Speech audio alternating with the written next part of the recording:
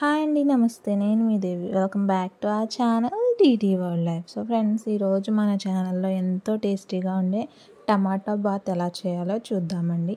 So దానికోసం ఒక pan తీసుకొని ప్యాన్ హీట్ అయ్యాక అందులో 2 నుంచి 3 స్పూన్ల వరకు నెయ్యి యాడ్ చేసుకోవాలండి. నెయ్యి మెల్ట్ అయ్యాక కొద్దిగా ఒక గుప్పెడు జీడిపప్పును తీసుకొని దోరగా ఎర్రగా అయ్యేంత వరకు చక్కగా ఫ్రై చేసేసుకోవాలి. చూసారు కదా, ఈ విధంగా యాడ్ చేసేసుకొని ఎర్రగా అయ్యేంత వరకు ఫ్రై చేసేసుకున్నాక ఒక ప్లేట్లో వేసుకొని వీటిని పక్కన ఉంచేసుకుందామండి. తర్వాత అదే నెయ్యిలో 1 కప్పు రవ్వ అండి, ఉప్మా రవ్వ వేసుకొని మంచి సువాసన వచ్చేంత వరకు ఫ్రై చేసుకోవాలి. రవ్వని ఇలా కలుపుకుంటూ నెయ్యిలో ఫ్రై చేసుకుంటే టేస్ట్ అనేది డబల్ అవుతుందండి మనకి టమాటో బాత్ది. సో ఈ విధంగా చక్కగా మిక్స్ చేసుకుంటూ రవ్వని ఫ్రై చేసేసుకుందాం. ఇలా కొద్దిగా కలర్ మారి మంచి స్మెల్ వస్తుందన్నప్పుడు రవ్వను కూడా ఒక ప్లేట్లోకి తీసేసుకొని పక్కన ఉంచుకోవాలి. తర్వాత అదే ప్యాన్లో కొద్దిగా ఆయిల్, మన పోపుకు సరిపడా ఆయిల్ వేసుకుందామండి. 2 నుంచి 3 స్పూన్ల వరకు ఆయిల్ వేసుకొని అందులో పప్పు దినుసులు అండి, లైక్ ఆవాలు, జీలకర్ర, శనగపప్పు, మినప్పప్పు వేసుకుంటున్నాను. ఇవన్నీ వేసుకొని పోపుని దోరగా అయ్యేంత వరకు వేయించుకుందామండి.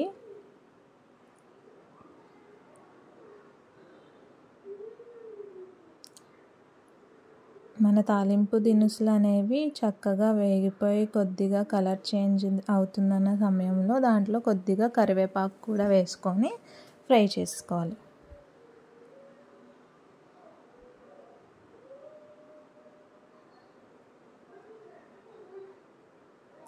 మన కరివేపాకు కూడా క్రిస్పీగా ఫ్రై అయిపోయాక నేను కొన్ని వెజ్జీస్ అయితే తీసుకుంటున్నానండి. ఫస్ట్ ఆఫ్ ఆల్ దీంట్లో సన్నగా తరిగి ఉంచుకున్న ఉల్లిపాయ తరుగు అండ్ పచ్చిమిర్చి వేసుకోవాలండి. సన్నగా తరిగి ఉంచుకొని 2 యాడ్ చేసుకొని ఫ్రై చేసుకోవాలి. ఇవి కొద్దిగా ఫ్రై అయ్యాక ఇందులో కొద్దిగా బఠానీ గింజలండి, గ్రీన్ పీస్ నా దగ్గర ఫ్రోజన్ ఉంటే అవి యాడ్ చేసుకుంటున్నా. అండ్ సన్నటి అల్లం తరుగు, ఒక హాఫ్ పీస్ క్యాప్సికమ్, సన్నగా తరుగుంచుకున్న క్యారెట్ని వేసుకొని ఇవన్నీ కొద్దిగా ఉడికేంత వరకు బాగా ఫ్రై చేసేసుకుందాం. కంటిన్యూగా మిక్స్ చేసుకుంటూ అన్నీ ఈవెన్గా ఫ్రై అయ్యేలాగా చేసుకోవాలండి. ఇవి కొద్దిగా సాఫ్ట్ అయ్యాక అందులో ఒక మీడియం సైజ్ పండిన టమాటోని తీసుకొని అది కూడా యాడ్ చేసేసుకుంటున్నానండి. మన టమాటో అనేది మషీగా అయ్యేంత వరకు కుక్ చేసుకోవాలండి. టమాటో అనేది సాఫ్ట్గా అయిపోయి మషీగా అయ్యేంత వరకు బాగా కుక్ చేసేసుకుందాం. 2 మినిట్స్ దీన్ని క్లోజ్ చేసి ఉడికించుకుంటే టమాటో అనేది త్వరగా కుక్ అయిపోతుందండి, సాఫ్ట్గా అయిపోతుంది.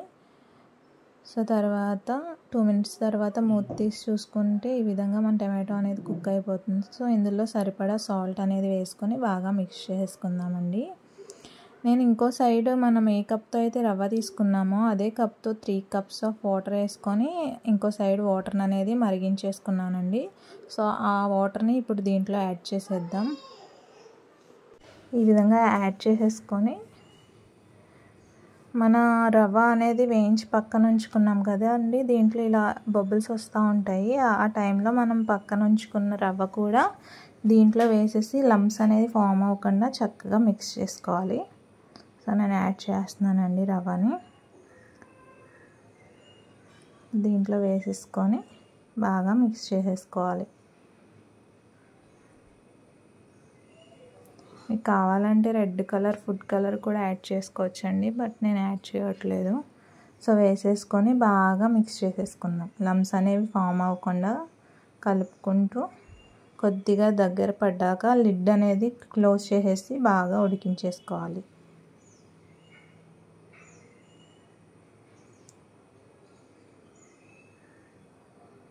ఇలా బాగా మిక్స్ చేసేసుకున్నాక మొత్తాన్ని మనకు లంప్స్ అనేవి ఏం ఫామ్ అవ్వలేదన్న స్టేజ్లో మనకి లిడ్ క్లోజ్ చేసేసుకొని ఒక 2 to 4 మినిట్స్ వరకు బాగా ఉడికించేసుకుందామండి. సో ఇలా ఉడికాక మూత తీసుకొని చూస్తే ఈ విధంగా మనది టమాటో బాత్ అనేది దగ్గరికి అయిపోయి ఉంటుందండి. దీన్ని మరొక 2 నిమిషాలు బాగా మిక్స్ చేసుకొని సన్నగా తరిగి ఉంచుకున్న కొత్తిమీరని యాడ్ చేసేసుకోవాలండి. యాడ్ చేసుకొని మరొకసారి బాగా మిక్స్ చేసుకోవాలి.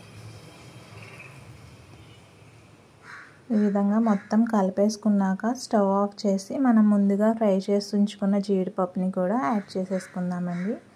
చేసేసుకొని మరొక్కసారి బాగా మిక్స్ చేసుకొని సర్వ్ చేసుకుంటే ఎంతో టేస్టీగా ఉండే టమాటో బాత్ అనేది రెడీ అయిపోయింది. సో మీకు ఎలా అనిపించిందో నాకు కామెంట్ చేయడం మర్చిపోకండి. అండ్ మన ఛానల్ లైక్, షేర్, సబ్స్క్రైబ్ చేసుకోవడం మాత్రం అస్సలు మర్చిపోద్దు. Okay bye friends.